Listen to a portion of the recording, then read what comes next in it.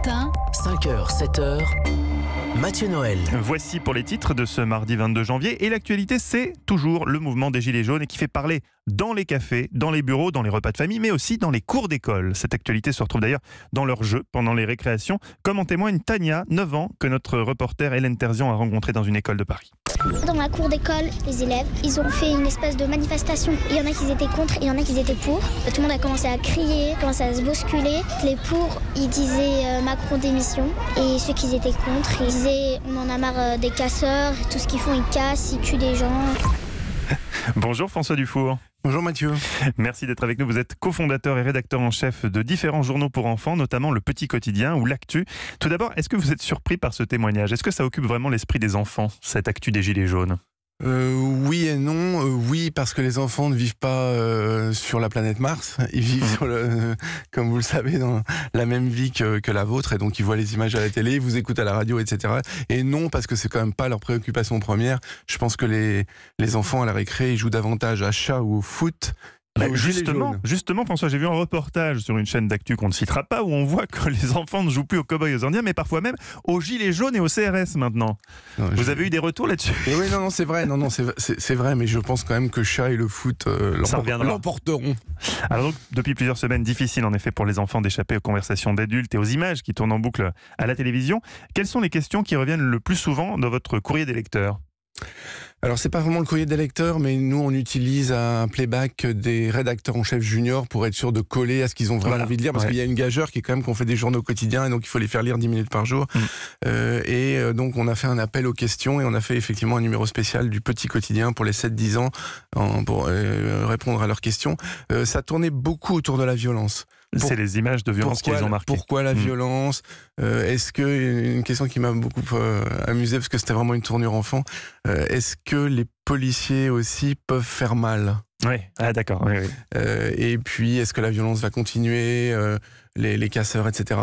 Donc oui, c'est vraiment... Justement, déjà que c'est compliqué pour les adultes de distinguer la violence, les gilets jaunes pacifistes, des casseurs, tout ça c'est compliqué. Qu'est-ce qu'on dit aux enfants? Comment on leur explique, comment on leur présente la situation? Alors d'abord, on leur parle enfant. Parce que si vous dites pouvoir d'achat, fin de mois, casseur, flashball, etc., il faut quasiment, c'est du jargon pour eux. Donc déjà, il faut se mettre à leur niveau. Et puis ensuite, on fait les mêmes réponses que vous. On fait du journalisme objectif et neutre. Objectif, c'est-à-dire que des faits, pas d'opinion.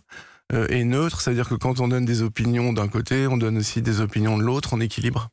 Ce qui est plus difficile sur les Gilets jaunes, si vous me permettez une incise, c'est qu'il y a une tentation de montrer des photos très frappantes et des photos très frappantes autour des Gilets jaunes, des manifs, etc. On en a tout le temps et il faut un peu se freiner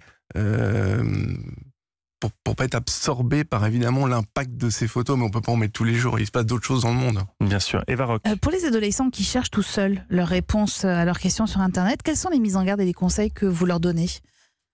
Je leur conseille de s'abonner au journal L'Actu et d'écouter Europe 1. Non, mais c'est du bon sens.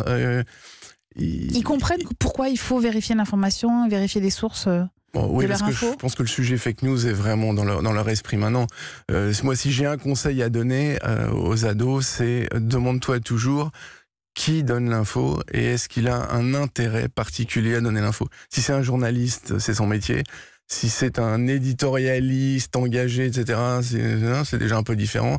Et si c'est la France Insoumise ou le Front National ou même le président Macron, voilà, d'où la source. Sur l'importance de parler, de tenter d'expliquer aux enfants ce qui se passe avec les Gilets jaunes, une psychologue, Geneviève Genati, dit on peut aussi comparer le mouvement à eux-mêmes, à leur propre vie et leur dire c'est exactement comme lorsque tu es en colère, que tes parents n'écoutent pas et donc tu es encore plus en colère. Là, il y a beaucoup de personnes en colère en même temps. Est-ce que c'est bien de rapprocher ça de leur quotidien pour qu'ils puissent comprendre? Bon, là, c'est pas mon domaine. Moi, je fais du journalisme. je fais pas de la psychologie. Donc là, non. En plus, j'ai la réputation de pas être très psychologue. Non, mais c'est important d'expliquer aux enfants cette actualité. Sinon, ils peuvent passer des choses dans leur tête. Là, vous avez raison, c'est qu'il faut contextualiser. Et ça, c'est sûr que c'est souvent le défaut des journalistes qui prennent des petits bouts, des petites phrases, ce que je disais tout à l'heure, une photo, etc. Et donc nous on contextualise énormément. Mais pour vous, pour repartir de ce que vous dites, on demande aux enfants les sujets qui les intéressent, et on a testé un sujet qui était mes parents sont gilets jaunes. Et sur les 25 numéros du mois, c'est le sujet qui les a le plus intéressés. Ouais. Donc ça veut quand même dire que c'est rentré dans les familles et que probablement certains enfants ont adhéré aux idées de leurs parents. Merci beaucoup François Dufour. On rappelle que vous êtes cofondateur, rédacteur en chef de différents journaux à destination des enfants et des ados comme l'Actu, Mon Quotidien et Le Petit Quotidien. Merci d'avoir été avec nous en direct sur Europe 1 ce matin. Je vous en prie.